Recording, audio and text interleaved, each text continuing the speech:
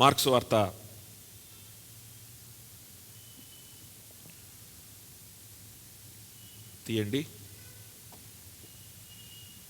10వ అధ్యాయంలో మనం ఉన్నాం కదా, దాన్ని కొనసాగించుకుందాం.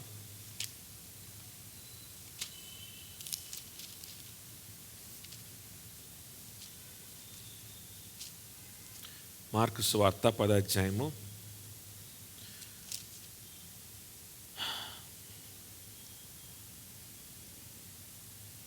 32 నుంచి మనం చూసుకోవాలి.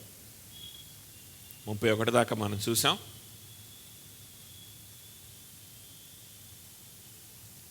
ముప్పై ఒకటిలో పేతురు మాట్లాడుతున్న మాటకి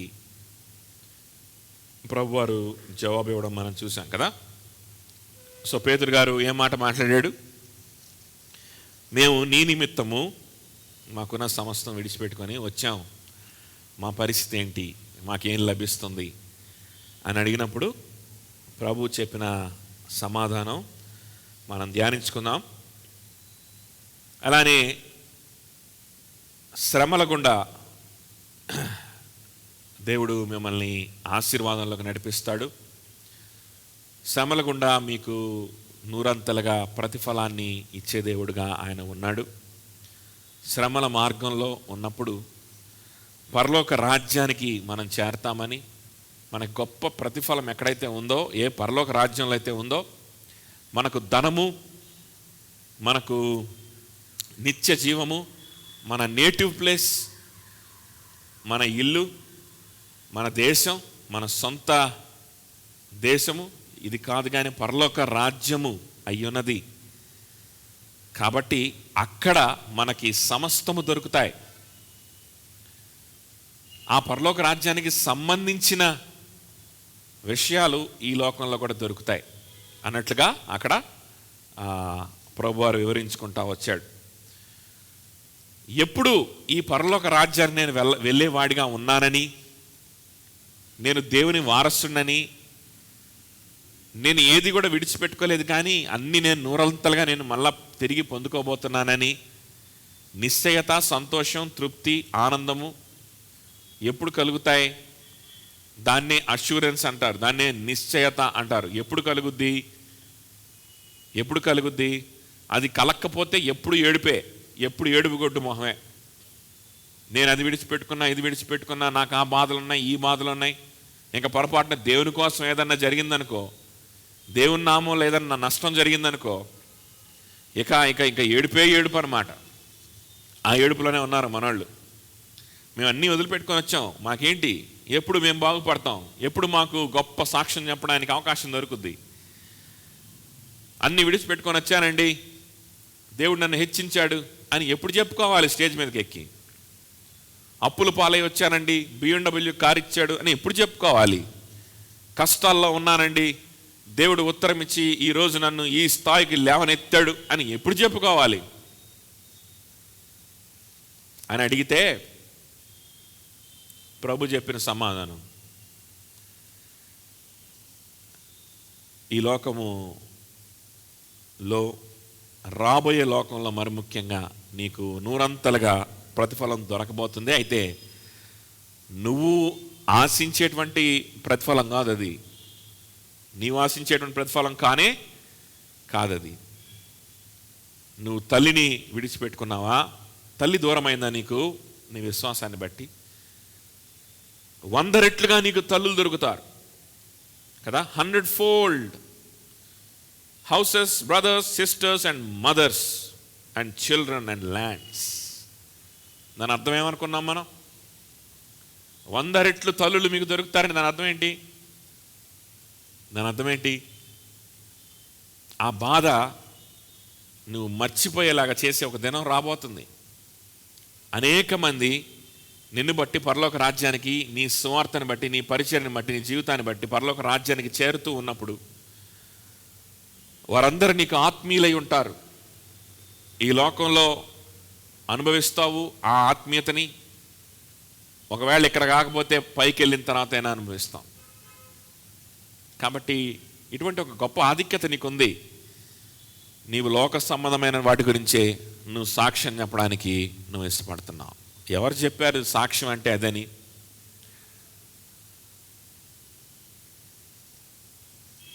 దేవుని రాజ్యం గురించి గురి లేని వారు, క్రీస్తుని కలుసుకోవాలని, ఆయనతో నిత్యత్వంలో గడపాలని రక్షణ ఆనందం లేనటువంటి వారు బోధకులై బోధిస్తున్నటువంటి తప్పుడు బోధల వల్ల అప్పులు పోయినాయి, రోగం పోయింది, రూపాయి లేకుండా వచ్చాను, కోటీశ్వరుని అయ్యాను, ఇలాంటి సాక్ష్యాలు చెప్పడమే భక్తి అనే అపోహలో చాలామంది నశించిపోతున్నారు. ఇటు వారికి పరలోక రాజ్యం గురించిన ఆలోచనలు ఉండవు, పరలోక రాజ్యాన్ని గురించినటువంటి ఏముండవు, నిరీక్షణ ఉండదు, దేవుని రాజ్యానికి చేరతామనేటువంటి నిశ్చయత ఉండదు. ఎప్పుడు తెలియని దిగులు, తెలియని చింత, తెలియని భయము, నిశ్చయత లేని పరిస్థితి, మరణ భయము, వీటిలో కొట్టుమిట్లాడుతూ ఉంటారు. కానీ భక్తులు అనుకుంటుంటారు, నేనేం పెద్ద పెద్ద పాపాలు చేయట్లేదు కదా, నేను దేవుని దగ్గర నుంచి ఆశీర్వాదం పొందుకోవాలని ప్రార్థనే చేస్తున్నాను కదా, కాబట్టి నేను భక్తుడిని అనుకుంటుంటారు. జీవితంలో ఆ పాప భారాన్ని తొలగించుకోలేరు, జీవితంలో నిశ్చయత కలిగి, నిరీక్షణ కలిగి, పరలోక సంతోషంతో, రక్షణ ఆనందంతో బ్రతకలేరు. వారి బ్రతుకు ఆ విధంగా గడిచిపోవాల్సిందే. భక్తులమనే అనుకుంటుంటారు 100%. ఎవ్వరు వాళ్ళని మనం ఎవరం కూడా కన్విన్స్ చేయలేము. పేతురు అంటున్నాడు, నేను వెంబడించాం ప్రభా, మాకేం దొరుకుతుంది? ఇదేమన్నా తప్పుడు మాట? ఇంత క్లాస్ బీకాడు, ఇదేమన్నా చెడ్డ మాట? ఎంత తిట్టాడేంటి? అంతా క్లాస్ బీకి లాస్ట్లో ఒక భయంకరమైన తిట్టాడు తెలుసా? Many who are first will be last and the last will be first. మొదటి వారు అనేకులు కడపటి వారు అగుదురు, కడపటి వారు అనేకులు మొదటి వారు అగుదురు. నువ్వు మొదటివాడు అనుకుంటున్నావేమో, నువ్వు భక్తులు అనుకుంటున్నావేమో, అన్ని విడిచిపెట్టి వచ్చాను, నాకు ఇప్పుడు దేవుడు ఒక గొప్ప సాక్ష్యం చెప్పడానికి రేపో మాపో ఒక అవకాశం దయచేయబోతున్నాడు. కొంతమంది ఈ నిరీక్షణలోనే బ్రతుకుతుంటారు. మన పాట పాడుతున్నా, నేడో రేపో నా ప్రియుడేసు మేఘాల పైన ఏ తెంచిన పాట పాడతాం కదా. కొంతమందికి ప్రభు వస్తాడు, నేను ప్రభు దగ్గరికి వెళ్తాను, ప్రభుతో గడుపుతాను, నేను పాటలు పాడరు. నేడో రేపో నేనెప్పుడు సాక్ష్యం చెప్తాను, నేడో రేపో నేనెప్పుడు మైకు పట్టుకుంటాను, నేనెప్పుడు సాక్ష్యం చెప్పాలి, ఇదే బాధలో ఉంటుంటారు, ఇదే ఏడుపులో చస్తుంటారు అన్నమాట. అది కదా సాక్ష్యం అంటే.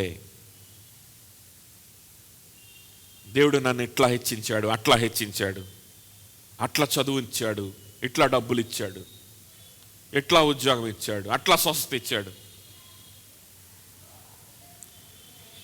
మళ్ళీ ఇంకొక తోక ఏంటంటే, దేవుని కోసం నేను సమర్పించుకున్నాను కాబట్టి అనే ఒక తోక.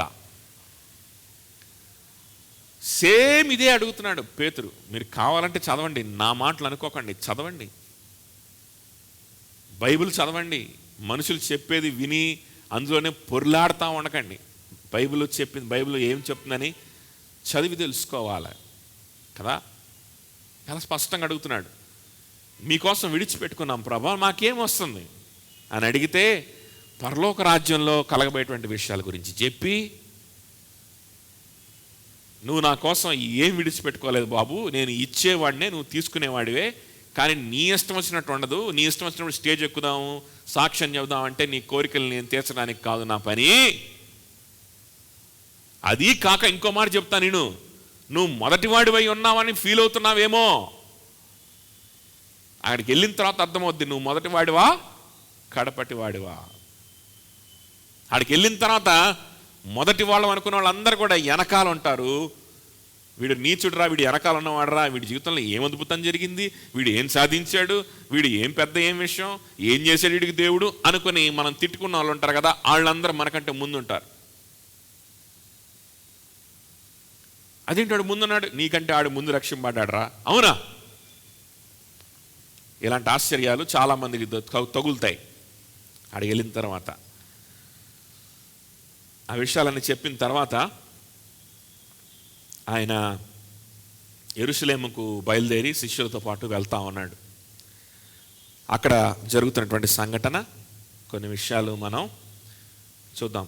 వారు ప్రయాణమే యెరూషలేమునకు వెలుచుండిరి. యేసు వారికి ముందు నడుచుండగా వారు విస్మయం పొందిరి, వెంబడించు వారు భయపడిరి. అప్పుడు ఆయన మరలా 12 శిష్యులను పిలుచుకొని తనకు సంభవించబోవు వాటిని వారికి చెప్పనారంభించి, ఇదిగో మనం యెరూషలేమునకు వెలుచున్నాము, మనుష్య కుమారుడు ప్రధాన యాజకులకును శాస్త్రులకును అప్పగించబడును. వారు ఆయనకు మరణశిక్ష విధించి ఆయనను అన్ని జనులకు అప్పగించెదరు. వారు ఆయనను అపహసించి ఆయన మీద ఉమ్మివేసి కొరడాలతో ఆయనను కొట్టి చంపెదరు. 3 దినములైన తర్వాత ఆయన తిరిగి లేచునని చెప్పాను. చూడండి, మనుష్య కుమారుడు అంటే యేసుక్రీస్తే. అంటే దేవుడు మనుష్య కుమారుడిగా వచ్చాడు కాబట్టి ఆ బిరుదు ఆయనకి ఇవ్వబడింది. ఆయన ఎవరు? దేవుడు. ఆయనకు ఉన్న బిరుదేంటి? మనుష్య కుమారుడు. ఎందుకంటే దేవుడే మనుష్య కుమారుడిగా దిగి వచ్చి ఉన్నాడు కాబట్టి. మనుష్య కుమారునికి సంభవించబోయేటువంటి విషయాలు ఇవి అని చెప్తా ఉన్నాడు. ఎందుకు ఇలా చెప్తున్నాడు? నాకు సంభవించబోయే విషయాలు ఇవి అని చెప్పచ్చు కదా అని అంటే, ఈ దేవుడు మనుష్య కుమారుడుగా రావడం, దేవుడు మనుష్య కుమారుడుగా వచ్చి ఆయనకు సంభవించబోయేటువంటి విషయాలన్నీ కూడా పాత నిబంధన నుంచి కూడా అనేక మంది ప్రవక్తలు ధర్మశాస్త్రములో, అలానే ప్రవక్తలు కీర్తనలో, అనేకమైనటువంటి చోట్ల లేఖనాల్లో మనం చూస్తాం మనుష్య కుమారుని గురించి. ఈయన గురించినటువంటి విషయాలు రాయబడి ఉన్నాయి ఆల్రెడీ స్క్రిప్చర్స్లో. వాటికి కంటిన్యూయేషన్ చేస్తున్నట్లుగా మాట్లాడుతున్నాడు. చూడండి, దేవుని లేఖనాలకి దేవుడే పెద్దపీట వేస్తున్నాడు. దేవుని లేఖనాల ద్వారానే మీరు ఏదైనా తెలుసుకోవాలి అన్నట్లుగా ఇక్కడ ప్రవర్తిస్తున్నాడు దేవుడే. ఆ లేఖనాలకు కంటిన్యూయేషన్ లాగానే యెషయా మనుష్య కుమారుని గురించి చెప్పినటువంటి విషయాలకి ఒక కంటిన్యూయేషన్ లాగా ఇక్కడ ఈయన కూడా చెప్పుకుంటా వెళ్తున్నాడు. దావీదు కీర్తనలో దావీదు మనుష్య కుమారుని గురించి చెప్పిన విషయాలకి కంటిన్యూషన్ లాగా చెప్పుకుంటా వెళ్తున్నాడు. చూడండి, మీరు లేఖనాలు విన్నారు కదా, నేను కూడా బోధించాను కదా. ఈయన కూడా చాలాసార్లు ఈ లేఖనాలని శిష్యులకు బోధించాడు. ఆయన రబ్బీ కదా, ఆయన పనేంటి? శిష్యులకు లేఖనాల్ని బోధించడం. బోధించాను కదా, అవును బోధించావు. అందులో ఏం చెప్పుకుంటా వచ్చారు ప్రవక్తలు? మెస్సయ్య వస్తాడని నమ్ముతున్నారు కదా, నేనే మెస్సయ్యనని నమ్ముతున్నాను. ఆ రాబోయేవాడిని నేనే నమ్ముతున్నారు కదా, నమ్ముతున్నాను ప్రభువా. అయితే ఇంకా ఉంది ఆ ప్రవచన గ్రంథాల్లో, మళ్ళా నేను జ్ఞాపకం చేస్తాను, నేను కూడా నా మాటలుగా చెప్తున్నాను వినండి మళ్ళా అని. ఇది 3వసారి ఆయన మరణం గురించి శిష్యులతో మాట్లాడడం. ఇది 3వసారి. 2 సార్లు అయిపోయినాయి ఆల్రెడీ. 2 సార్లు అయిపోతే పేతురు గారు మరలా వచ్చి ఏమడుగుతాడు? నీకోసం అన్నీ విడిచిపెట్టుకున్నాం ప్రభా, మేము ఎప్పుడు సాక్ష్యం చెప్పాలి ప్రభా? హీరో సాక్ష్యం, నేనెప్పుడు హీరో అవ్వాలి? నేనెప్పుడు స్పాట్ లైట్లోకి రావాలి? స్పాట్ లైట్లోకి కదా. దేవుడు నాకు ఇలా చేశాడు, అలా వివాహం చేశాడు, ఎలా డబ్బులు ఇచ్చాడు, అలా జాబ్ ఇచ్చాడు, అలా చేశాడు. నేనెప్పుడు రావాలి ప్రభా? అన్ని విడిచిపెట్టుకొని వచ్చానే. అందరూ చూసి నన్ను నిందిస్తున్నారే. ఏం చేశాడు దేవుడు నీకు? ఏ అద్భుతం జరిగింది? ఏం పొందుకున్నావు? ఏది నీ సాక్ష్యం? నేనెప్పుడు చెప్పాలి అంటే ప్రభు అంటున్నాడు, బాబు సాక్ష్యం అంటే ఏంటో తెలుసా?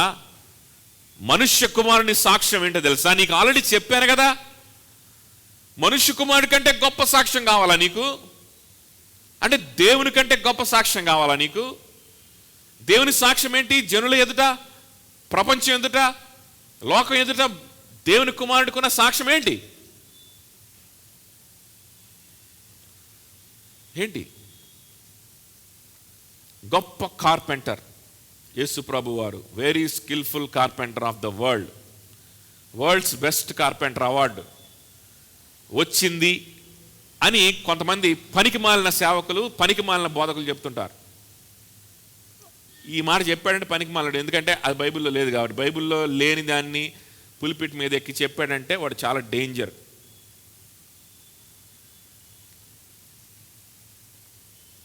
బెస్ట్ కార్పెంటర్ అవార్డు వచ్చిందని ఎక్కడుంది బైబిల్లో? బైబిల్లో ఉన్నది ఏంటో తెలుసా? ప్రభువే ఆయన గురించి చెప్పుకున్న విషయం ఏంటో తెలుసా? దేవుడుగా దిగి వచ్చిన మనుష్య కుమారుడు ఆయనకి కలగబోయేటువంటిది ఈ లోకంలో అవమానం, ఆయన కలగబోయేటువంటిది మరణం, శిక్ష, బాధ, ఉమ్మివేయబడుట, నిందించబడుట, సిలువ.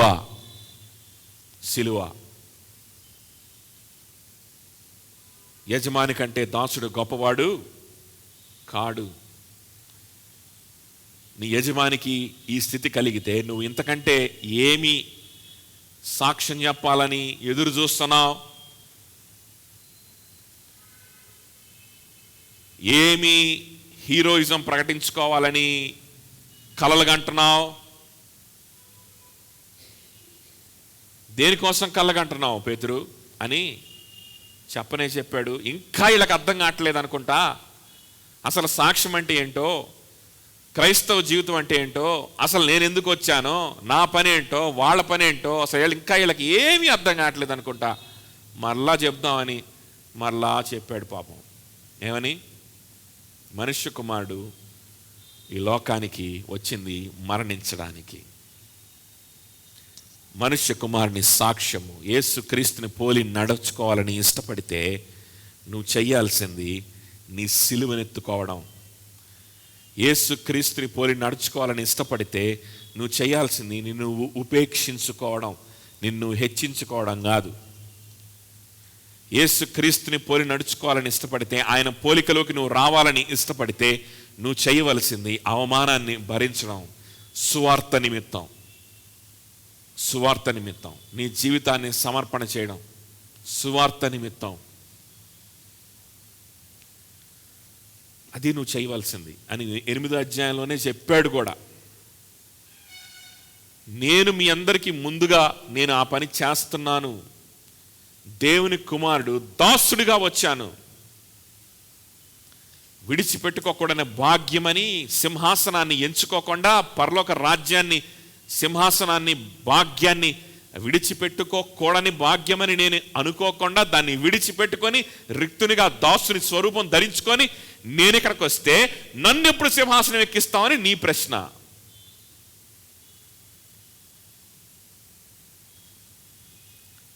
మరలా చెప్పాడు నాకేం సంభవించబోతుందని, మొత్తం వివరించాడు. అయితే 3వ దినాన్ని తిరిగి లేస్తాను, పునరుద్ధానం ఉంది. ఆ తర్వాత నాకు ఘనతే, ఆ తర్వాత నాకు సింహాసనమే. సజీవుడిగా లేస్తాను. నేను మరణించి అలా మరణించిన వాడిగా సమాధిలో ఉండిపోను. 3వ దినాన తిరిగి నేను సజీవుడిగా లేస్తాను. లేచిన తర్వాత నాకు సింహాసనం ఉంది. సమస్త జనుల ఎదుట సాగిల పడతారు. నేను లోకమంతటికి తీర్పు తీరుస్తాను. అధికారిగా ఉంటాను, జయించిన వాడిగా ఉంటాను. మీకు కూడా అంతే. ఈ లోకంలో శ్రమ కలుగుద్ది, కానీ ఆ తర్వాత మీకు పునరుద్ధానం కలుగుద్ది. ఏం కలుగుద్ది? పునరుద్ధానం. సో పునరుద్ధానం అనగా ఏమి?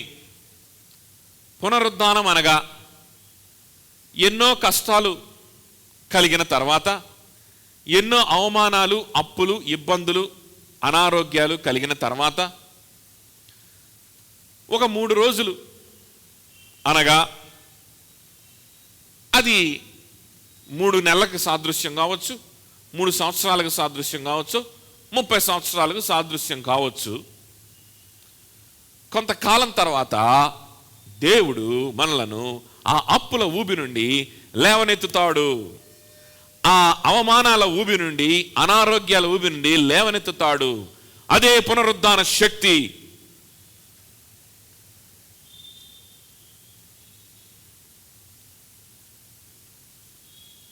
దేవుని గురించిన విషయాల్ని, దేవుని జీవితంలో జరిగిన విషయాల్ని ప్రత్యక్షంగా సాక్షాత్తు దేవుని జీవితంలో జరిగిన విషయాల్ని, దేవుడు చెప్పినటువంటి విషయాల్ని వక్రీకరించి, పునరుద్ధానం అంటే మృతుల్లో నుండి లేవడం కాదు, అప్పుల్లో నుండి లేవడం అని కళ్ళకు కట్టినట్టుగా వాక్యాన్ని ముందు పెట్టి మరీ అబద్ధం చెప్తుంటే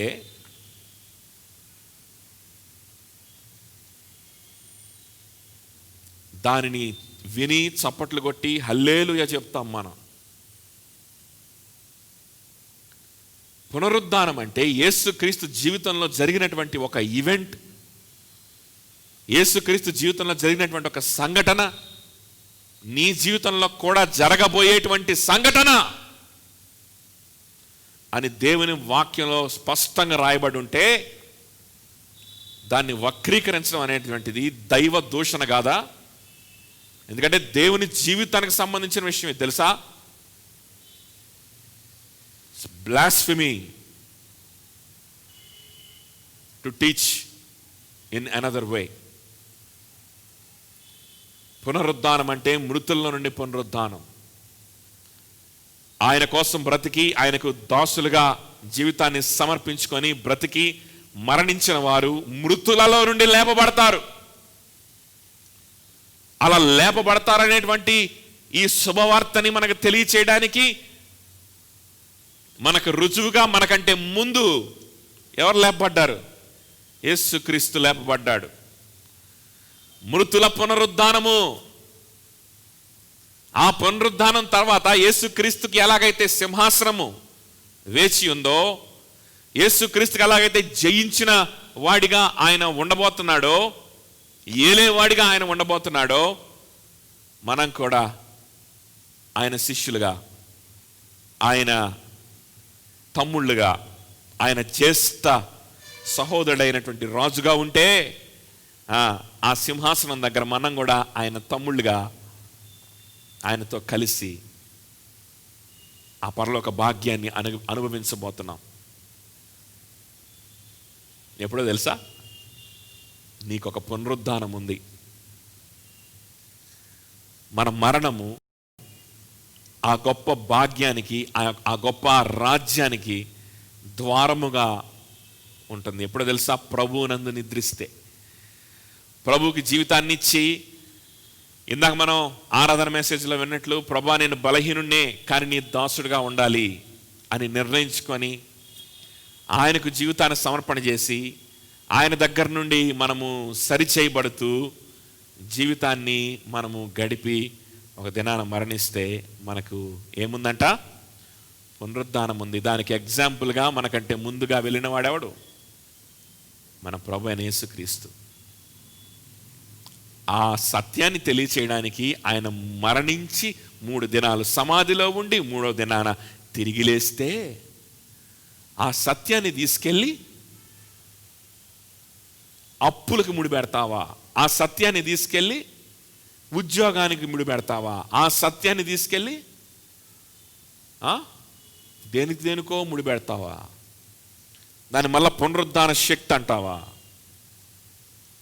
భయం కూడా లేనటువంటి పరిస్థితి రోజులు. కనీసం భయం లేదు, కనీసం భయం లేదు. మీకు తెలుసా? ఇలానే భయం లేకుండా మళ్ళా కొంతమంది మాట్లాడుతున్నారు. చూడండి 35వ వచనం. జబదయి కుమారులైన యాకోబును యోహానును ఆయన యొద్దకు వచ్చి, బోధకుడా, మేము అడుగునదెల్లా నీవు మాకు చేయగోరుచున్నామని చెప్పగా, వాళ్ళు వచ్చి ఏమన్నారంట? ప్రభా, నిన్ను అడిగిందల్లా మేము ఒకటి అడుగుతాం, తప్పనిసరిగా మీరు ఏం చేయాలి? దాన్ని చేయాలి.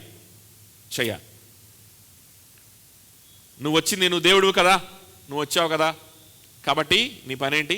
మేము అడిగింది చేయాలి. కొంతమంది ప్రార్థనలు కూడా ఇలాగనే ప్రార్థన చేస్తూ ఉంటాం కదా. మేము అడిగాం, నువ్వు చెయ్యాలి. ఆయన దగ్గర వణుకుతో భయంతో సాగిలపడి ఆరాధన చేస్తూ ప్రభు మీద ప్రతి విషయంలో మనం ఆధారపడవచ్చు. అది అనారోగ్యం కావచ్చు, అది ఆర్థిక సమస్యలు కావచ్చు, ఇంకా ఏదైనా కావచ్చు. ప్రతి విషయము, ప్రతి చిన్న విషయం కావచ్చు, పెద్ద విషయం కావచ్చు, ఆయన మీద ఆధారపడవచ్చు, ఆధారపడాలి. అందులో ఎలాంటి అనుమానం లేదు. అనారోగ్యం వచ్చిందా, మందు వేసుకునే ముందే, దాని గురించి ఆలోచించే ముందే ప్రభు మీద ఆధారపడి తీరాలి. అందులో ఎలాంటి డౌట్ లేదు.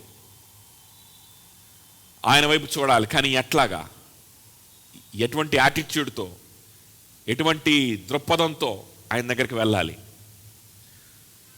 ఎటువంటి ఆలోచనలతో వెళ్ళాలి. వీళ్ళైతే ఎలా అడుగుతున్నారో చూడండి. ప్రభువా మేము అడుగుతాం, నువ్వు చేసేయి, అంతే. మాకు నమ్మకం ఉంది నువ్వు చేస్తావని. నువ్వు ఖచ్చితంగా చేస్తావు. నువ్వు ఎందుకు చేయవు? నువ్వు చేయడానికే ఉన్నావు, నువ్వు చేసేసేయి, చేస్తావు కదా అంటున్నారు. ఇలా ప్రార్థించమని ట్రైనింగ్ ఇచ్చేటువంటి పాస్టర్లు ఉన్నారు, తెలుసా మీకు? విన్నారా ఇలాంటి మాటలు? వినే ఉంటారు. ఇలానే ప్రార్థించాలి అని ట్రైనింగ్ ఇచ్చే వాళ్ళు ఉంటారు. నీకేం కావాలో మొత్తం రాసుకో, మొత్తం కాగితం మీద రాసుకొని ప్రభువుకు చూపించుకో, మొత్తం చేయి, చేస్తాడు. ఎందుకు చేయడు దేవుడు? ఖచ్చితంగా చేస్తాడు అని ట్రైనింగ్ ఇచ్చేవాళ్ళు ఉంటారు, పాస్టర్లే. సేమ్ అట్లానే అడుగుతున్నారు. ఏమడుగుతున్నారు? దాని తర్వాత ప్రభు మాట్లాడిన మాటలు కనుక మనం డిలీట్ చేస్తే మనకు ఎలా కనిపిస్తుందో తెలుసా? అబ్బా ఎంత విశ్వాసం రా వీళ్ళకి అనిపిస్తుంది. అబ్బా ఎంత విశ్వాసంతో అడుగుతున్నారు అనిపిస్తుంది. ఏమడుగుతున్నారు? మేము అడిగింది నువ్వు మాకు ఇవ్వాలి అని డిమాండ్ చేస్తున్నారు. ఏమడుగుతున్నారు? 36. ఓకే, దానికంటే ముందు ఆయన అంటున్నాడు, ఆయన నేను మీకు ఏమి చేయగోరుచున్నారని వారిని అడిగాను. అప్పుడు చూడండి, వారు నీ మహిమయందు నీ కుడి వైపున ఒకడును నీ ఎడమ వైపున ఒకడును కూర్చున్నట్లు మాకు దయచేయమని చెప్పిరి. ఏం చెప్పారు? నీ మహిమయందు అంటే యేసుక్రీస్తు మహిమపరచబడతాడని వారికి తెలుసు. కానీ ఎక్కడ మహిమపరచబడతారో వాళ్ళకి ఐడియా లేదు సరిగ్గా. వాళ్ళు ఏమనుకుంటున్నారంటే యేసుక్రీస్తు ఈ లోకంలోనే ఒక రాజ్యాన్ని స్థాపించేస్తాడు కొన్ని రోజుల తర్వాత, ఈ లోకంలో రోమీలందరినీ చంపేసి ఇక్కడ గొప్ప రాజ్యాన్ని స్థాపించి రాజుగా ఉంటాడు, రాజ్యాన్ని ఏళ్తా ఉంటాడు, మహిమలో ఆయన ఏళ్తా ఉంటాడు, మనకు కూడా మంచి మంచి జాబ్స్ ఇస్తాడు అనుకుంటున్నారు వీళ్ళు చాలామంది. ఆ రోజు ఎప్పుడు రాబోతుంది అని అడిగాడు పేతురు కూడా. ప్రభు అన్నీ విడిచిపెట్టుకొని వచ్చాం కదా, మరి మేము కూడా సాక్ష్యం చెప్పాలి కదా. ఏమైనా సాక్ష్యం చెప్పాలి? అన్నీ విడిచిపెట్టుకొని చేపలు పట్టేవాడిని కాస్త ఉన్న చేపలు కూడా అక్కడే విడిచిపెట్టేసి ప్రభు రమ్మంటే వచ్చానండి. ఇప్పుడు చూసారా, చాలామంది మమ్మల్ని అవమానించారు, చాలామంది మమ్మల్ని వేలెత్తి చూపించారు, చాలామంది మమ్మల్ని పిచ్చోళ్ళు అన్నారు, అన్నీ అన్నారు. కానీ ఆఖరికి ఏం జరిగింది? ఈ రోజున మేము గొప్ప కలెక్టర్లమయ్యాం, మా ప్రభు రాజ్యం వెళ్తా ఉన్నాడు, మాకు గొప్ప జాబ్ ఇచ్చేశాడు అని సాక్ష్యం చెప్పాలనుకున్నాడు పేతురు. మనం కూడా అట్లానే అనుకుంటాం కదా, సేమ్. కానీ ప్రభు ఉద్దేశాలు అలా లేవు. సో ఈ యోహాను, యాకోబు అనేవారు కూడా జబదయి కుమారులు. వీళ్ళు కూడా ఇటువంటి పరిస్థితిని ఆశించి, నీవు రాజ్యము నీ సొంతమైనప్పుడు నీ కుడి పాశాన ఒకరు, నీ ఇటుపక్క ఒకరు, మేము కూర్చోడానికి మాకు అవకాశము, మంచి పోస్ట్ ఏమైనా ఉంటే ఇవి ప్రభా, సింపుల్గా చెప్పాలంటే అని అడుగుతూ ఉన్నారు. అప్పుడు ఏం చెప్తున్నాడు చూడండి. అప్పుడు యేసు, మీరేం అడుగుతున్నారో మీకు తెలియదు.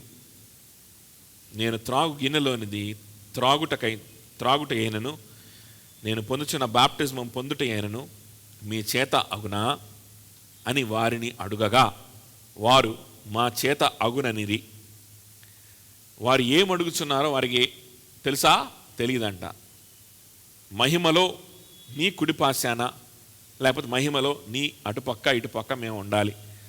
మహిమ అంటే ఏంటో, ఆ మహిమలో ఉండడం, ఆయన పక్కన కూర్చోవడం అంటే ఏంటో వాళ్ళకి తెలియకుండానే అడుగుతున్నాడని మనకి ప్రభువే ఇక్కడ క్లూ ఇస్తున్నాడు. మనకి వాళ్ళకి తెలియదు మహిమ అంటే ఏంటో.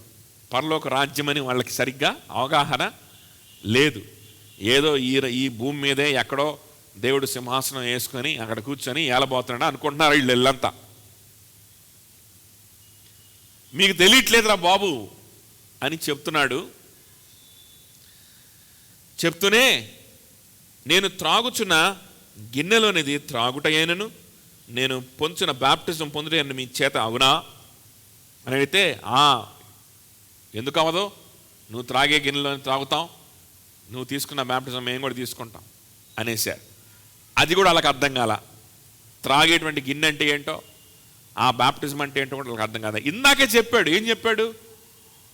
నేను వెళ్ళబోతున్నాం యెరూషలేముకి, అక్కడ ప్రధాన యాజకులు ఏం చేస్తారు, నన్ను పట్టుకుంటారు, నిందిస్తారు, అన్యులకు అప్పగిస్తారు, రోమీలకు అప్పగిస్తారు, వాళ్ళని హింసిస్తారు, కొడాలతో కొడతారు, ఉమ్మివేస్తారు, సిలువ మరణానికి అప్పు చెప్తారు. మరణించిన తర్వాత మహిముందిరా నాయన అని చిలక్క చెప్పినట్టు ఇందాకే చెప్పాడు. ఆ సంగతి వాళ్ళకి అర్థం కాల. నేను త్రాగబోయేటువంటి పాత్ర అంటే ఏదో మరి అన్న ప్రభు యుద్ధం చేయబోతున్నాడేమో. ఏముంది, ప్రభు వెనకాల పడి మనం కూడా యుద్ధం చేసేద్దాం, ఆయనే మొత్తం చంపేస్తాడు, మన ఊరికి కత్తి పట్టుకొని నించుందాం,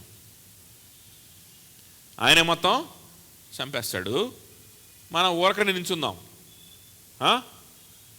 ఊరికి నించొని చూద్దాం, ఆయనే మొత్తం చేస్తాడు, మనం తింటా, ఆయన ఇచ్చింది సుఖిస్తా, మంచి ఉద్యోగం మన ఉద్యోగం మనం చేసుకుంటా, మన డబ్బులు మనం తింటా, నిమ్మకి నీరెత్తినట్టు హ్యాపీగా ఏదో ఒక చిన్న ఫ్యామిలీ ప్రేయరు నామకే వాస్తే, ఏదో పొద్దున్న లేవగానే ఒక ప్రార్థన, పడుకునేటప్పుడు ఒక ప్రార్థన చేసుకుంటా, ఏ మాత్రం కూడా సమర్పణ లేకుండా హ్యాపీగా బ్రతుకుదాం అని ప్లాను. మన ప్లాన్ కూడా అదే కదా. అందుకని ఊరకనే నిలచి ఉన్నప్పుడు దేవుడు సహాయం చేస్తాడు, మన పక్షాన యెహోవాయే యుద్ధం చేస్తాడు. ఇట్లాంటి పాటలు ఎక్కువ పాడడానికి ఇష్టపడతాం. అయితే పాత నిబంధన కాలంలో అటువంటి పనులు చేశాడు, దానికి ఆధారంగానే ఆ పాటలు రాశారు. కరెక్టే, మంచి పాటలే. కానీ యెహోవా చేసిన యుద్ధము ఎందుకు చేశాడో తెలుసా? ఆ యెహోవా యుద్ధం చేస్తుంటే ఎవరి పక్షాన అయితే యుద్ధం చేశాడో వారు నిమ్మకి నీరెత్తినట్టు, ఏ బాధ్యత లేకుండా, ఏ దిగులు చింత లేకుండా హ్యాపీగా ఏదో స్తోత్రం చెప్పుకుంటా, క్రిస్మస్లు సెలబ్రేట్ చేసుకుంటా తిరిగే వారి పక్షాన కాదు ఆయన యుద్ధం చేసింది. దేవుని మీద ఆధారపడి, దేవుని మీద పశ్చాత్తాపడి, ఆయన వైపు తిరిగి గోజారి, ప్రభువా శత్రువులు వస్తున్నారు, మమ్మల్ని ఏం చేయమంటావు, నీవే నాకు దిక్కు అని వారు ఉపవాసం ఉండి ప్రార్థించి ప్రభుతో గడిపి వారి కన్నీరు, వారి బలహీనతలు, వారి పరిస్థితి, వారి దీనస్థితి, వారి భయాలు, వారి చింతలు అన్ని ప్రభు సన్నిధిలో కుమ్మరించుకుంటా వారితో వారే యుద్ధం చేసుకొని, అమ్మ నేను ప్రభు సన్నిధికి వెళ్తున్నాను, ప్రార్థించడానికి వెళ్తున్నాను, నాలో పాపం ఉండకూడదు అని పశ్చాత్తాపడుతూ ఒక పక్క విరిగి నలిగిన హృదయంతో ఉంటూ, ఒక పక్క భయంతో ఉంటూ ప్రభు సన్నిధికి వెళ్ళి ప్రభు మీద ఆధారపడి, ప్రభువా నీవే దిక్కు అని సాగిలపడి ప్రార్థిస్తూ ప్రయాసపడుతున్నారు. అటువంటి వారి పక్షానే ఊరకనే నిలిచి ఉన్నప్పుడు దేవుడు యుద్ధం చేశాడు. కానీ యుద్ధం యెహోవాదే అని పాట పాడి స్టైల్గా ఇంటికి వెళ్ళి పడుకొని చికెన్ తిని పడుకున్న వాళ్ళ పక్షాన దేవుడు యుద్ధం చేయడు అనుకోవద్దు. అట్లాగా మన ప్లాన్ అదే, మన వాళ్ళ ప్లాన్ కూడా అదే. ఏముంది, ఆయన యుద్ధం చేస్తాడు, మన వెనకాల నించోవచ్చు, తాగుతాం ప్రభా, వెళ్దాం, నో ప్రాబ్లం, వచ్చేస్తాం నీతో పాటు. యుద్ధమా ఏంటి, తాగడం అంటే ఏంటి, పాత్ర అంటే ఏంటి, యుద్ధం చేయడమేగా. సరే నువ్వు పోరాడుతుంటావు, మేము కూడా కత్తి పట్టుకొని వెనకాల ఫాలో అవుతాం, ఏముంది, అయిపోయా. ఏం నష్టపోతాం, ఏం నష్టపోయిన తర్వాత నువ్వు ఇచ్చేస్తావు కదా అని వీళ్ళ ప్లాన్ అన్నమాట. నువ్వు తీసుకునే బ్యాప్టిజమా? తీసుకుంటాం మేము కూడా, ఏముంది అంటే నువ్వు ఏ పని చేస్తావో, ఏ పని నిమిత్తం నువ్వు ప్రతిష్ఠింపబడ్డావో బ్యాప్టిజం ద్వారా మేము అదే పనిలో అంతే కదా, ఓకే గుడ్, చేస్తాం అంటున్నారు. అది కూడా వాళ్ళకి అర్థం కాల అసలు ఆ బ్యాప్టిజం అంటే ఏంటో. అది కూడా శ్రమకు సంబంధించిందే, ప్రభు సిలువకు సంబంధించిన మాట అది. ఆయన భయంకరమైన పాత్రని ఆయన త్రాగుతూ ఉన్నాడు, భయంకరమైన అవమానం అనే పాత్రని తాగుతూ ఉన్నాడు, హింస అనే పాత్రని ఆయన త్రాగబోతా ఉన్నాడు. దాని గురించి మాట్లాడుతున్నాడు. నువ్వు త్రాగలవా ఇవన్నీ? వాళ్ళకి అర్థం కాలేదు, త్రాగుతామన్నారు. అప్పుడు యేసు, నేను త్రాగుచున్న గిన్నెలోనిది మీరు త్రాగెదరు, నేను పొందుచున్న బాప్టిజము మీరు పొందెదరు, కానీ నా కుడివైపునను ఎడమవైపునను కూర్చుండ నిచ్చుట నా వశంలో లేదు. అది ఎవరికి సిద్ధపరచబడినో వారికే దొరుకునని వారితో చెప్పాను. మీరు నా గిన్నెలోనిది తాగుతారు, మీరు నేను పొందుతున్న బ్యాప్టిజాన్ని, అంటే ప్రభు మాట్లాడుతుంది శ్రమల గురించి. అది బహిరంగంగా మాట్లాడట్లా. ఈ యాకోబు, యోహాను, ఈ జబదయి కుమారులు అనేవారు తర్వాత ఏమయ్యారు తెలుసా? ప్రభు కోసం హతసాక్షులు అయ్యారు. వారు అపోస్తులుగా ఉన్నారు, ప్రభు నిమిత్తం ప్రాణాలు కోల్పోయారు, వారి యొక్క కంఠాలు తెగకొయ్యబడ్డారు, అవమానం పొందారు. ప్రభు అదే చెప్తున్నాడు, నేను తాగే ఈ పాత్రలోని మీరు తాగుతారు, ఈ బ్యాప్టిజం కూడా మీరు పాలు పొందుతారు. అంటే డైరెక్ట్గా అవి శ్రమలు రా బాబు, మీకు కూడా శ్రమలు వస్తాయని చెప్తే వాళ్ళు అక్కడే గుండాకి చచ్చిపోతారు. వాళ్ళు ఏదో మనకు మేలు జరుగుద్ది, గొప్ప సాక్ష్యం చెప్పుకోవచ్చు, మాకేదో పోస్ట్ వస్తుందనే హ్యాపీనెస్లో ఉన్నారు. ఇప్పుడే మొత్తం రివీల్ చేస్తే ఏమైపోతారు? వాళ్ళు అక్కడే గుండాకి చచ్చిపోతారు. కాబట్టి ప్రస్తుతము వారి జీవితంలో అవేమీ రావట్లేదు. కాబట్టి ప్రస్తుతము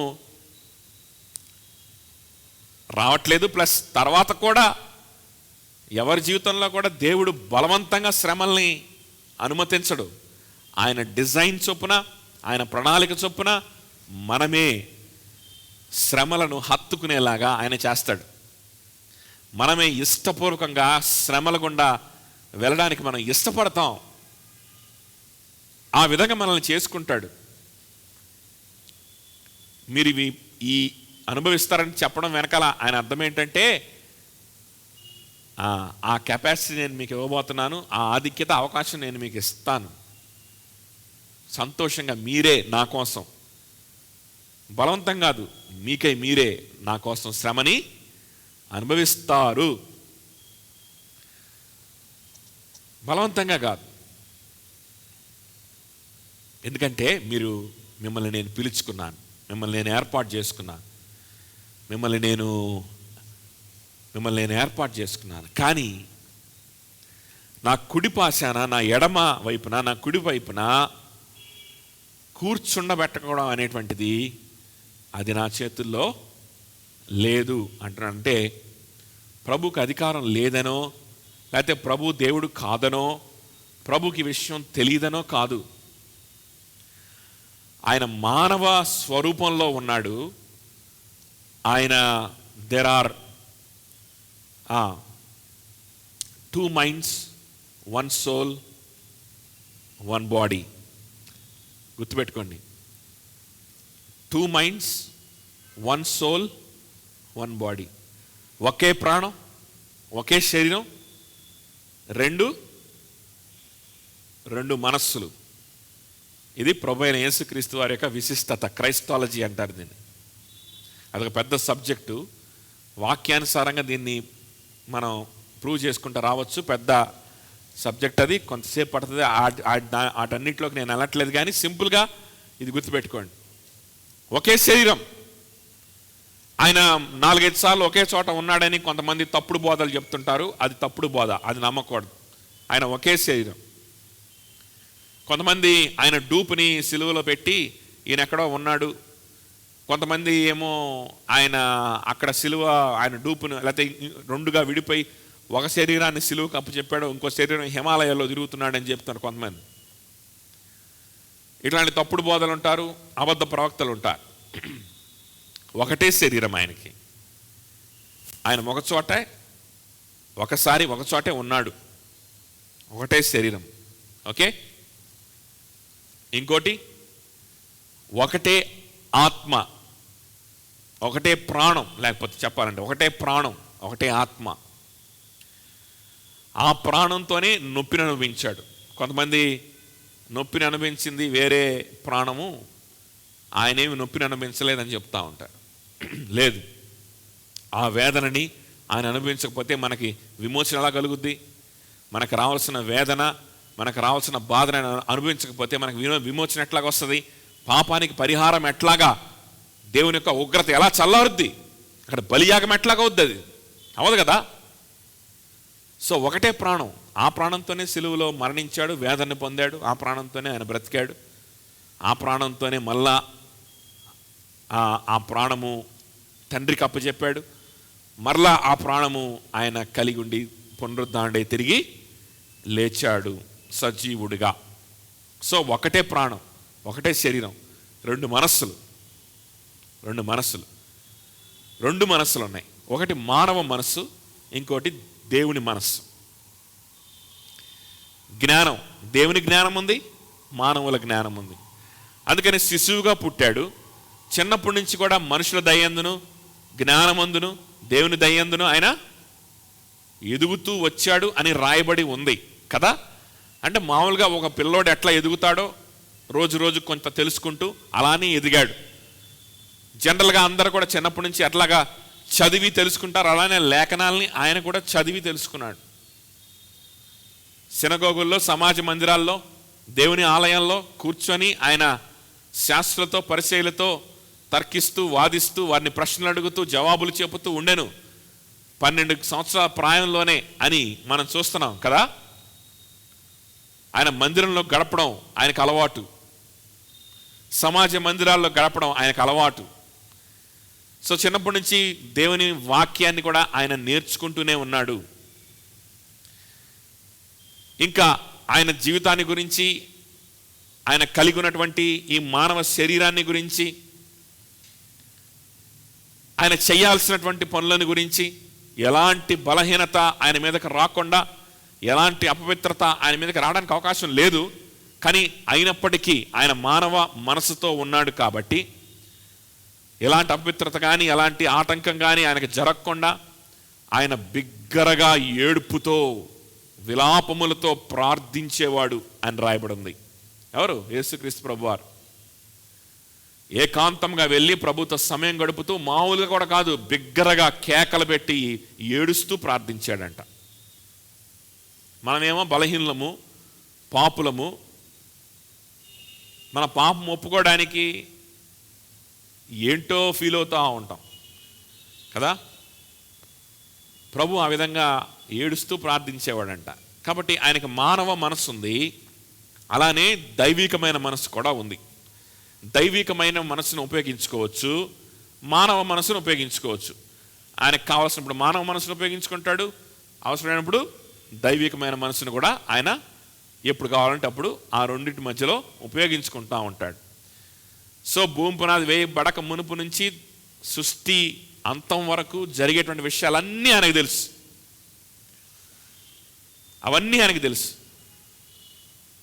యాక్చువల్గా ఆయనకు లేఖనాలు కూడా చదవాల్సిన అవసరం లేదు, అన్నీ ఆయనకు తెలుసు. ఆ జ్ఞానం అంతా ఆయనకు ఉంది. కానీ ఆ జ్ఞానాన్ని ఎక్కడ ఉపయోగించాలో అక్కడే ఉపయోగిస్తాడు.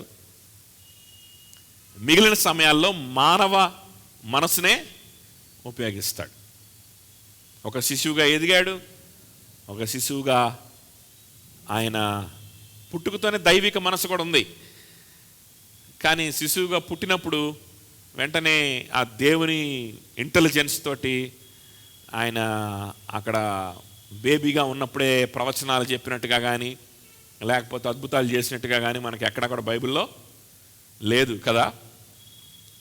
ఆయన యుక్త వయసు వచ్చినప్పుడు ఆయన సేవ ప్రారంభించాడు. బాప్టిజం ఇచ్చి యోహాను దగ్గర బాప్టిజం పొంది సేవను ప్రారంభించినట్లుగానే మనకుంది తప్ప, అప్పుడు దాకా ఆయన ఒక శిశువుగానే, ఒక బాలుడుగానే నేర్చుకుంటూ, తల్లిదండ్రుల దగ్గర ఉంటూ, లేఖనాల్ని నేర్చుకుంటూ, తల్లిదండ్రులకు లోబడుతూ ఆ విధంగా ఉన్నాడు. సో మానవ మనస్సుతో మాట్లాడుతున్న మాటలు ఇవి. ఆయనకు కావాలంటే వాళ్ళు అడిగిన అదే సమయంలో దైవికమైన మనసును కూడా ఉపయోగించుకొని వాడు ఉంటాడా ఉండడా, అసలు కుడిపాశ అని ఎడం వైపు కుడివైపు కాదు కదా, అసలు పరలోకానికి వీళ్ళు వస్తారా రారో కూడా ఆయన చెప్పేయగలడు. కానీ మానవ మనస్సును ఉపయోగించుకొని ఆయన మాట్లాడుతున్న మాటలు ఇవి. ఏమంటున్నాడు? ఈ మానవ మనస్సులో ఉన్నప్పుడు నాకే తెలియదు నువ్వు కుడిపాశ అని ఎడంపాశ మీరు ఉంటారో ఉండరో అన్న సంగతి నీకెందుకయ్యా? నేను మానవుడిగా దాసుని స్వరూపం ధరించుకొని వస్తే నీకేమో పరలోక సంబంధమైన విషయాలు కావాలా? దేవుడు కొంతమందిని ఎన్నుకుంటాడంట కదా బ్రదర్, నన్ను ఎన్నుకున్నాడో. అయినా దేవుడు ఆ ఏదైనా వనంలో ఆ చెట్టు ఎందుకు పెట్టాడు? సైతాను గర్వించి పరలోకంలో పాపం చేసి పడిపోయాడా? పరలోకంలో కూడా పాపం చేస్తారా? ఇట్లాంటి తెక్క ప్రశ్నలు అడుగుతుంటారు కదా చాలామంది.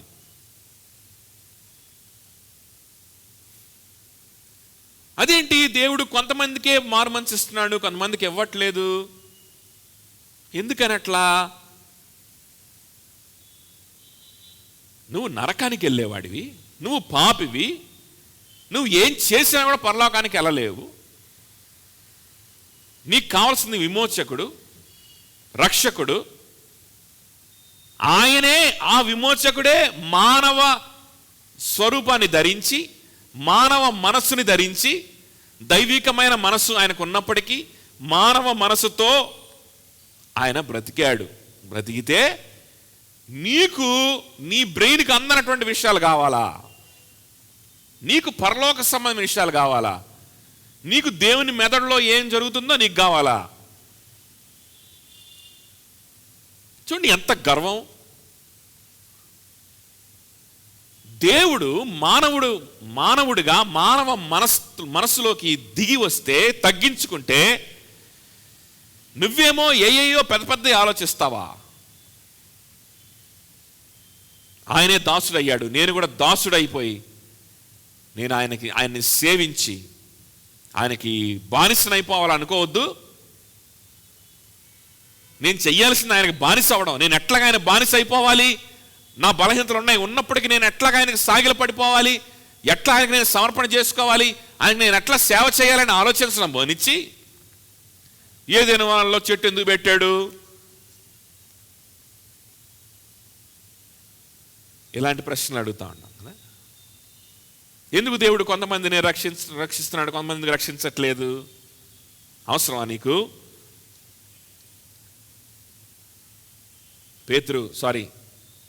యోహాను, యాకోబు, నేను ఎంత తగ్గించుకున్నానో తెలుసా?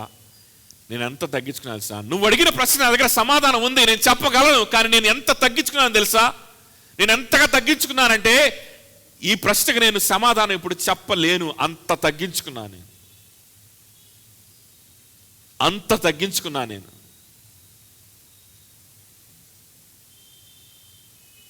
మీరేం ఆలోచిస్తున్నారు? హీరోలు అవుదామని ఆలోచిస్తున్నారా? చూడండి, నా కుడివైపున ఎడమవైపున కూర్చుని నిచ్చుట నా వశం లేదు, అది ఎవరికి సిద్ధపరచబడినో వారికే దొరుకునని వారితో చెప్పాను. తక్కిన 10 మంది శిష్యులు ఆ మాట విని యాకోబు యోహానుల మీద కోపపడసాగిరి.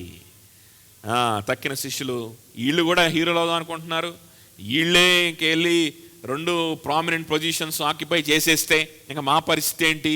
మీరు వెళ్ళి ముందు అడిగేస్తే ఇంకా మా పరిస్థితి ఏంటి? అట్లా కాదు, మనం కావాలంటే ఎలక్షన్ పెట్టుకుందాం, ఓట్లు వేసుకుందాం, ఎవరికి ఎక్కువ మార్కులు వస్తే వాడే వెళ్ళి కూర్చుందాం. ఇదేంటి నువ్వు వెళ్ళి అడిగేయడం ఏంటి అని కోప్పడిపోతున్నారు. ఆధిక్యత కోసం కోపం వచ్చేస్తుంది. నేనుండాలి, ఆధిక్యతలో ఉండాలి, నేను సాక్ష్యం చెప్పాలి, నేను బెటర్గా సాక్ష్యం చెప్పాలి, ఆడు సాక్ష్యం చెప్పే ముందే నేను సాక్ష్యం చెప్పాలి, ఆడికి ఉద్యోగం వచ్చే ముందే నాకు ఉద్యోగం వచ్చేసి నేను సాక్ష్యం చెప్పేయాలి. అమ్మో ఆడేంటి వాడికి ఉద్యోగం వచ్చిందని సాక్ష్యం చెప్పేశాడు, వాడేంటి వాడికి అప్పులు తీరిపోయినని సాక్ష్యం చెప్పేశాడు, నేను ఎప్పుడు చెప్పాలరా నాయనా?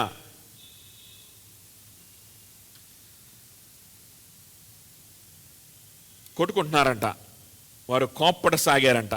యేసు వారిని తన యొద్దకు పిలిచి వారితో ఇట్లా, నేను అన్ని జనులలో అధికారులని ఎంచబడిన వారు వారి మీద ప్రభుత్వం చేయుదురు, వారిలో గొప్పవారు వారి మీద అధికారం చేయుదురు అని మీకు తెలియను. మీరు అలాగ ఉండకూడదు. మీలో ఎవడైనా గొప్పవాడై ఉండకూడని ఎడల వాడు మీకు పరిచారము చేయువాడై ఉండవలెను. మీలో ఎవడైనను ప్రముఖుడై ఉండకూరిన ఎడల వాడు అందరికీ దాసుడై ఉండవలెను. ఈ విషయం ఇదివరకు కూడా మాట్లాడాడు ప్రభు కదా, మనం దాన్ని ధ్యానించుకుందాం. ఎవరైనా అందరికంటే ముందు ఉండాలని కోరుకునేవాడు ఉంటే వాడు ఎట్లా ఉంటాడు? ఆటోమేటిక్గా అందరికంటే దాసుడై ఉంటాడు, అందరికంటే కొన్ని విషయాలు కోల్పోయిన వాడై ఉంటాడు, అందరికంటే వెనకబడిన వాడై ఉంటాడు. ఆత్మీయంగా కొంతమందిని నడిపించేవాడిగా, కొంతమందిని నీ వెనకాల నడిపించేవాడిగా, కొంతమందికి దారి చూపించేవాడిగా, కొంతమందికి స్వార్థ బోధించేవాడిగా, కొంతమందికి నిరీక్షణని ఆదరణని కలిగించేవాడిగా నువ్వు ఉండాలనుకుంటున్నావా? కొంతమందికి యేసు క్రీస్తుని పరిచయం చేసేవాడిగా నువ్వు ఉండాలనుకుంటున్నావా? అలా ఉండాలనుకుంటే నువ్వు చేయాల్సింది ఏంటో తెలుసా? అర్జెంటుగా మంచి ఉద్యోగం తెచ్చేసుకొని వచ్చి సాక్ష్యం చెప్పేసి నాకు దేవుడు అద్భుతం చేశాడని చెప్పి ఇక నన్ను అందరూ వెంబడించండి అన్నం కాదు. నువ్వు చేయాల్సింది ఏంటో తెలుసా? అలా అందరికంటే ముందుండి నడిపించ కోరితే నువ్వు చేయాల్సింది అందరికంటే వెనకబడడం. నువ్వు వెనకబడిపోతావు కొన్ని విషయాల్లో. కొంతమందిని ఆదరించాలనుకుంటున్నావా? కొన్ని విషయాలు వెనకబడతావు. సిద్ధమేనా?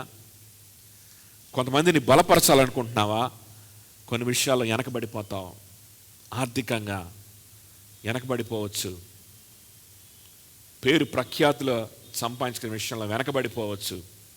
కొంతమందికి నిత్య జీవానికి నువ్వు మార్గం చూపించాలనుకుంటే నువ్వు వెనకబడిపోతావు. ఈ లోకంలో ఉన్న అధికారుల వలె కాదు ఇది. ఈ అధికారం నీకు దొరికేది. అందరికంటే ముందున్న అనుకునేవాడు ఏం చేస్తాడు? అందరికంటే బెస్ట్ పొజిషన్లోకి వెళ్తాడు ఫస్ట్ కదా.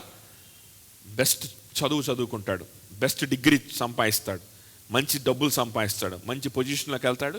వెళ్ళిన తర్వాత రే చూసావా నేను ఈ పొజిషన్లో ఉన్నా, నువ్వు నాకంటే తక్కువ ఉన్నావు కాబట్టి నేను చెప్పింది నువ్వు వినాలి అంటాడు. సేమ్ మీరు అదే చేస్తున్నారు. నాకు పెద్ద పొజిషన్ ఇస్తే నేను అందరికీ సువార్త చెప్తా. ఆడికి నీకేంటి తేడా? ఏమైనా తేడా ఉందా వాడు అడిగేదానికి నువ్వు అడిగేదానికి? అది లోకస్తుల మార్గం, అది నీ మార్గం అది కాదు. నువ్వు ఎవరికైనా ఆదరణని, రక్షణ మార్గాన్ని తెలియచేయాలని, నువ్వు ఎవరినైనా లీడ్ చేయాలనుకుంటే నువ్వు కొన్ని విషయాల వెనుకబడాలి. ప్రభువుకి జీవితాన్ని సమర్పించాలి, ప్రభుతో నువ్వు సమయం గడపాలి, నీ సమయాన్ని కోల్పోవాలి.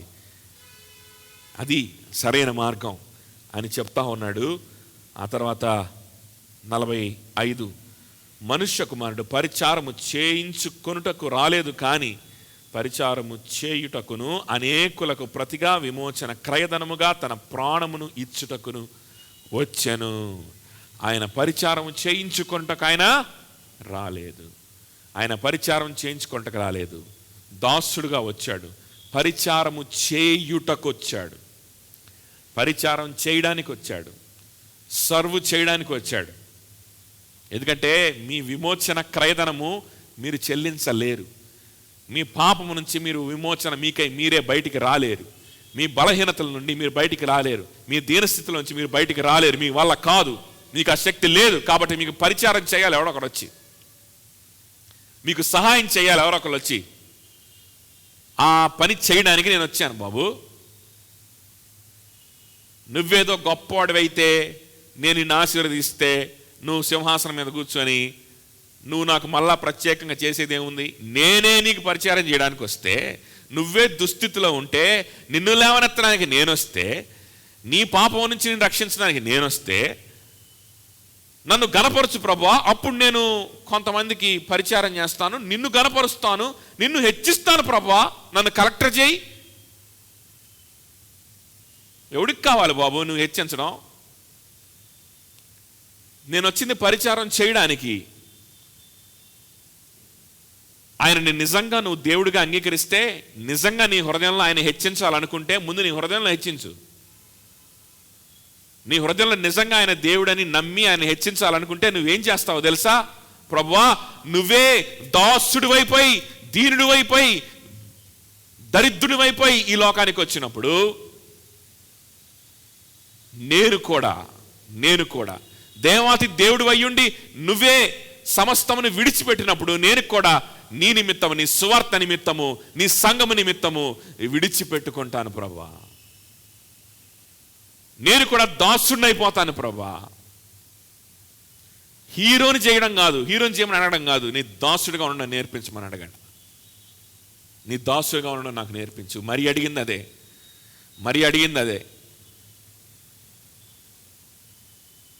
ప్రభా, ఈరోజు నేను పేదరికంలో ఉన్నాను, మళ్ళా నన్ను గర్భవతిని చేసావు, నాకు అవమానాలు వస్తాయి, అయినా నాకేం పర్వాలేదు, ఎందుకంటే కొన్ని సంవత్సరాల తర్వాత నాకు గుడి కట్టి నన్ను పూజిస్తారు కనుక అనలేదు.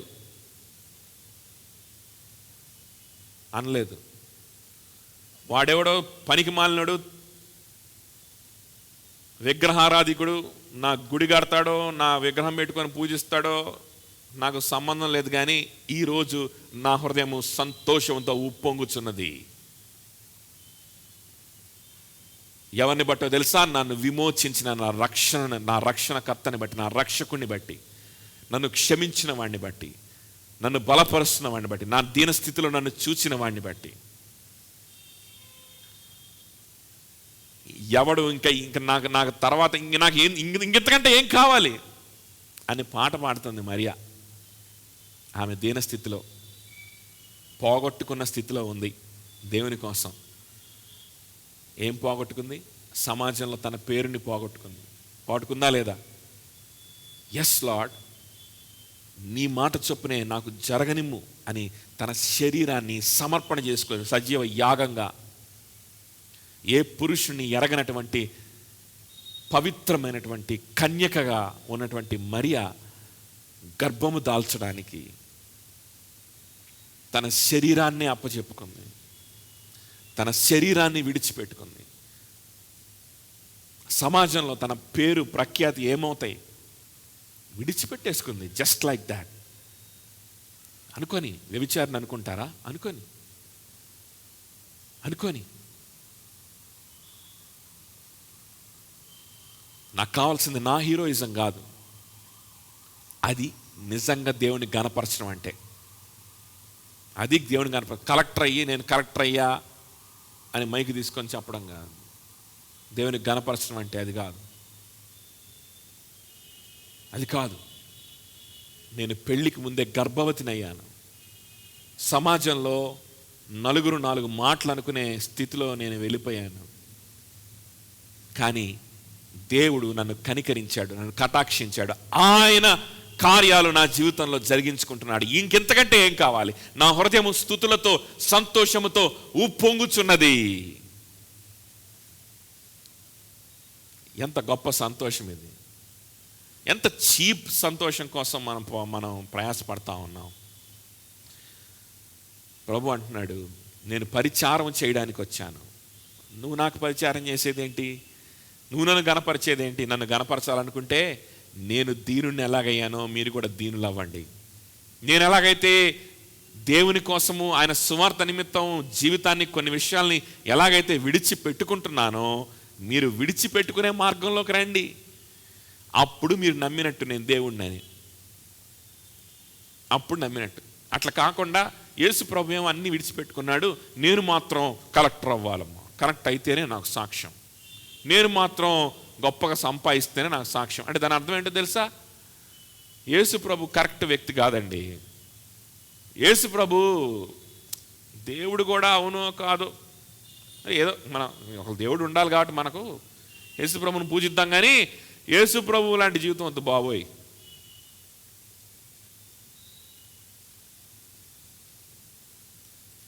చూడండి, ప్రభుని అవమానిస్తున్నట్లు కదా ఆ విధంగా మనం బోధిస్తే, ఆ విధంగా మనం నమ్మితే, నా సమృద్ధే, నా భౌతికపరమైన ఆశీర్వాదమే దేవునికి ఘనత అని కనుక నువ్వు నమ్మావనుకో, మరి దేవుడు చేసిందేంటి?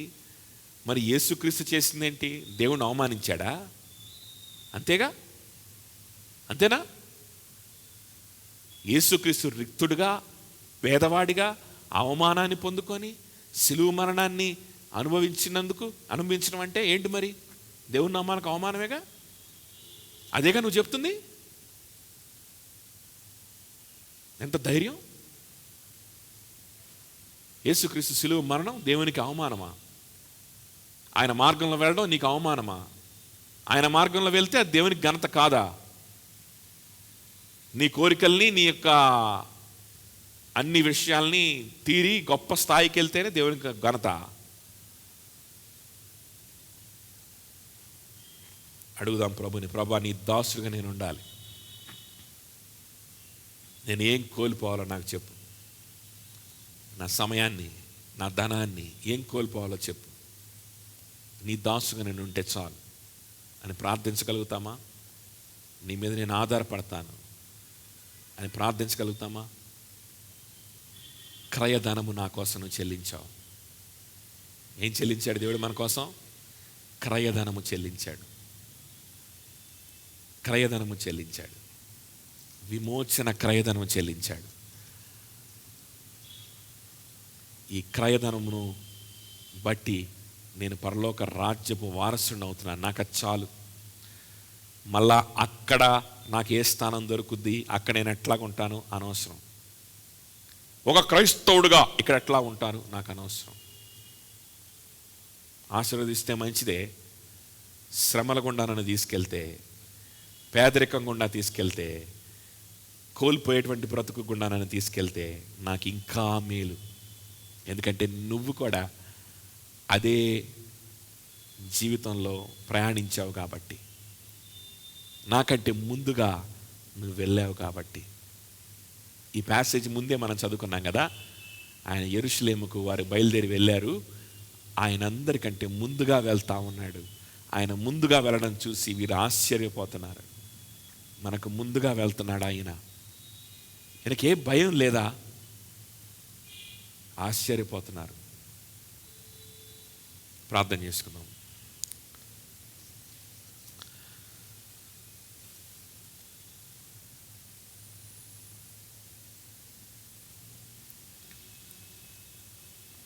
నీ పాపమునకు పరిహారము, నీ బలహీనతకి పరిహారము యేసుక్రీస్తు శిలువలో కార్చిన రక్తము, ఆయన చెల్లించిన క్రయధనం అని నమ్ముతున్నారా?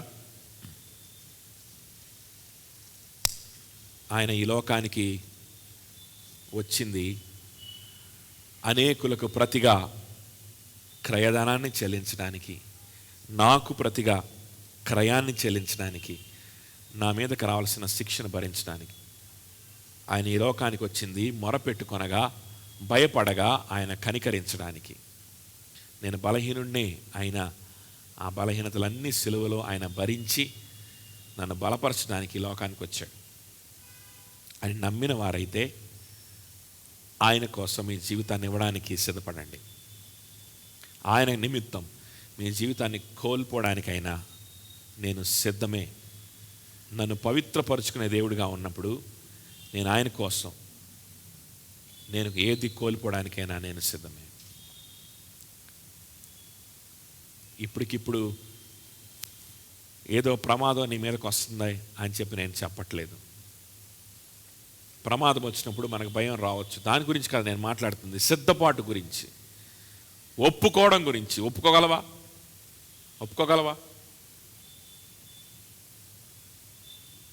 ఏదో ప్రార్థన చేయడం, నా అవసరాలు తీరడం, గొప్ప స్థాయిలో నిలబడడం, గొప్ప చదువులో నిలబడడం, గొప్ప సంపదను కలిగి ఉండడం, ఇదే ఆశీర్వాదం, ఇదే క్రైస్తవ జీవితం కాదు.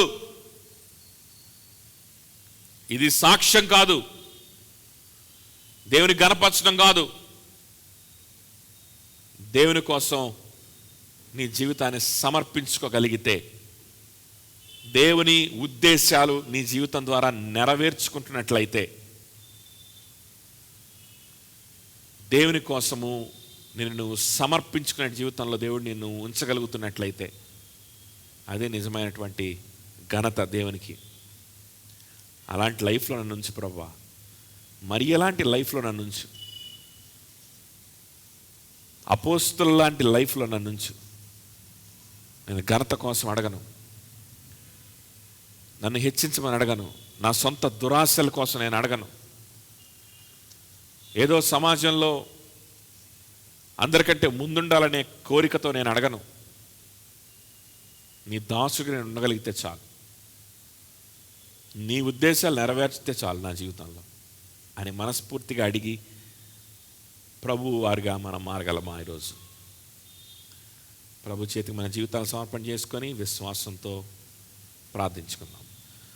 మౌలికలుగా ప్రేమించిన పరలోక మా తండ్రి, మరొకసారి నీ పాసనకి వస్తా ఉన్నాం. సహాయం చేయండి.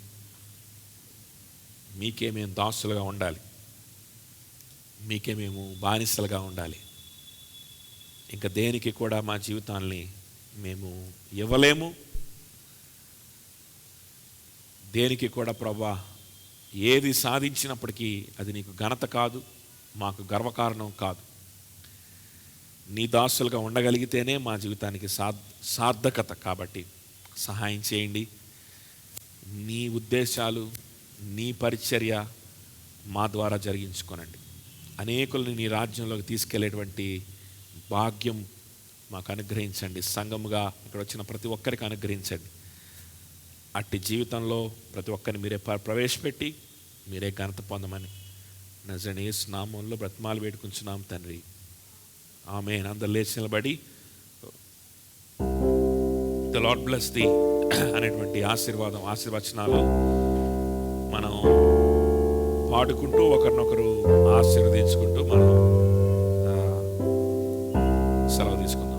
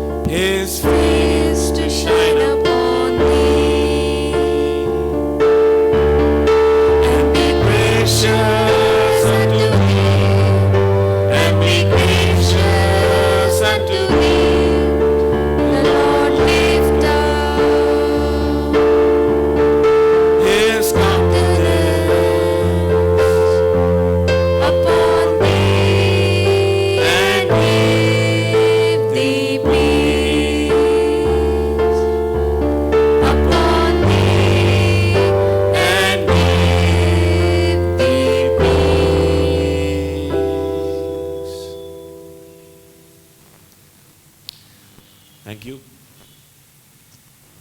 నెక్స్ట్ వీక్ నుంచి శుక్రవారం మనకి గాస్పుల్ మీట్ ఉంటుంది. శుక్రవారం ఈవినింగ్ 6 o'clockకి every Friday we'll have gospel meet. So అది క్రిస్టియన్స్ అయినా కాకపోయినా మీ స్నేహితులందరినీ ఇన్వైట్ చేసుకోవచ్చు. జనరల్గా లైఫ్కి కావాల్సినటువంటి విషయాల గురించి కొన్ని ఎసెన్షియల్ థింగ్స్ని మనం మాట్లాడుకుంటాం, దేవుని వాక్యంలో నుంచే మాట్లాడుకుంటాం. కానీ అది ఏంటంటే రిలీజియస్గా సిస్టమేటిక్గా అంటే మనకి ఆరాధన లాగా ఉండదు. మనం అవసరమైతే కాన్వర్జేషన్ కూడా జరుగుద్ది. సో మీ డౌట్స్ ఉంటే క్లారిఫై చేసుకోవడానికి అవకాశం ఉంటుంది. సో ఏదైనా ఒక జనరల్ టాపిక్ని మనం తీసుకొని బర్నింగ్ టాపిక్ని, వరల్డ్లో జరుగుతున్నటువంటి మొరాలిటీ ఇష్యూస్ కావచ్చు, లేకపోతే హృదయానికి సంబంధించిన విషయాలు కావచ్చు, థింకింగ్